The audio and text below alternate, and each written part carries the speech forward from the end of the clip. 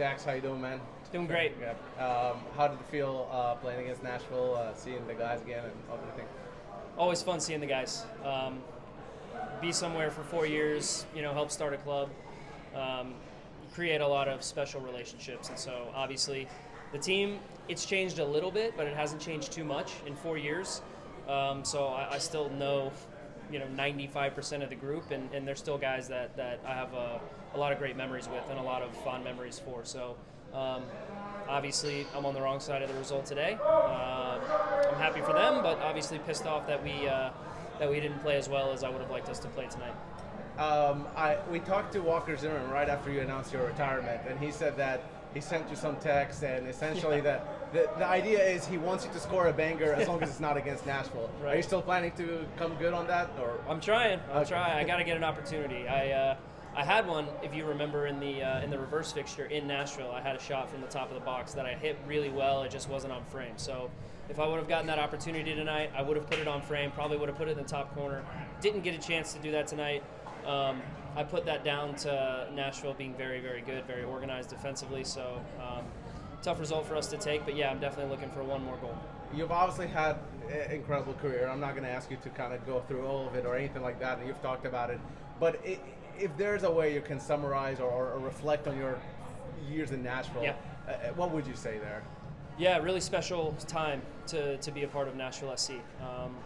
I had never been a part of an expansion team before, and that was a really, really great challenge for me, and I think a lot of the guys, when we went there, that was something that was on our mind. And so if I can sum it up, it was, I would say consistent success in the league in terms of making the playoffs, but a little bit left us wanting more. We got so close to winning that first trophy for the club in Leagues Cup, and it was such a special run last year. It was really a shame that we couldn't culminate it and cap it off with a trophy, because the team deserved it, and I think the fans deserved it, and that was a real shame. But I absolutely love the city of Nashville. My wife and I, we will always hold a special place in our hearts for that city and that club and that fan base. Treated us so special, and they have a really special thing going on in Nashville. Everybody can see that. Everybody knows it. I know they're having a down year this year. But again, I've got nothing but love and fond memories of Nashville.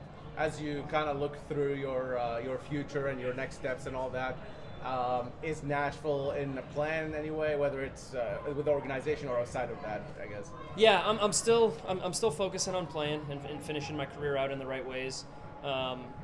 It's funny, when you announce your retirement, you start to hear from people about certain things, and I certainly am going to weigh all the options that I have. I'm not taking anything off the table. You know what? When you play in this game long enough, you realize that opportunities can come in different ways and in different places.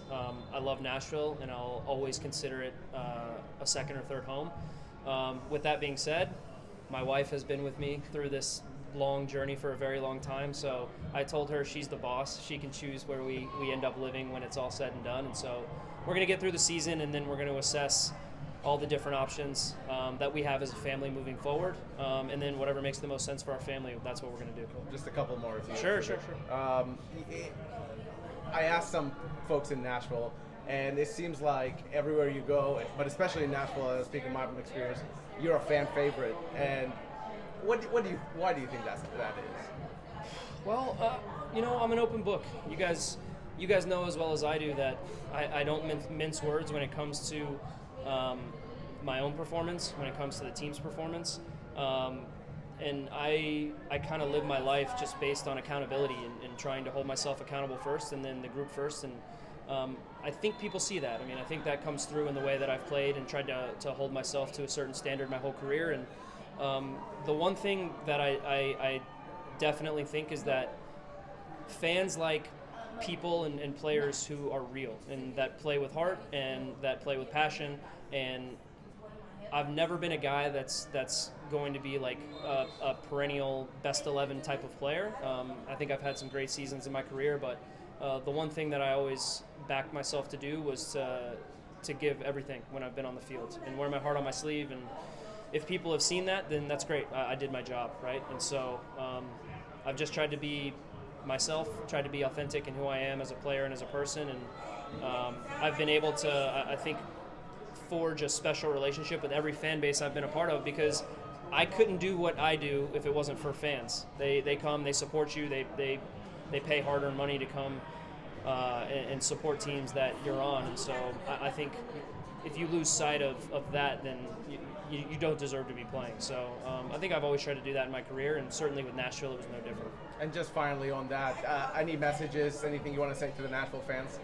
Yeah, I love you guys, miss you guys. I appreciate my 4 years there. It was really special. I have a lot of fond memories from my time there, not just with the fans, but with the city, with the group, with the team. It's a special place, and I'm very grateful that I was able to be there for a part of my career.